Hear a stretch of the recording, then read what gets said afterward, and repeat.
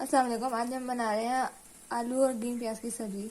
इसके लिए सबसे पहले 1.5 कप ग्रीन प्याज लिए हैं, 3 टमाटर लिए हैं, 1 छोटा प्याज लिया है और 2 आलू। अभी 6 खाने के चमचे हमने ऑयल के डाल लिए हैं। अभी 1 प्याज, इसे हल्का सा फ्राई करना है।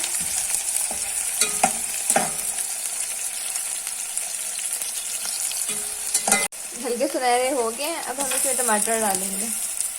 3 टमाटर है नॉर्मल साइज के।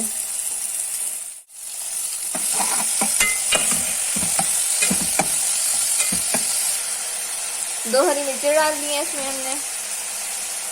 1 खाने का चम्मच लाल मिर्च, नमक हल्दी जायका, 1/4 चाय का चमचा हल्दी। अब इसे अच्छी तरह भूनना है। थोड़ा सा हम पानी डालेंगे इसमें। तकरीबन से 5 मिनट तक भूनना है। जितना ज़्यादा भुना जाता है उतना ज़्यादा टेस्टी होता है।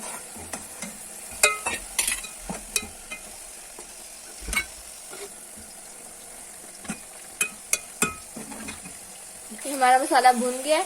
अब हम इसमें ग्रीन प्याज डालेंगे। 1.5 कप के करीब ये ग्रीन प्याज है। इसे 2 मिनट तक पकाएंगे।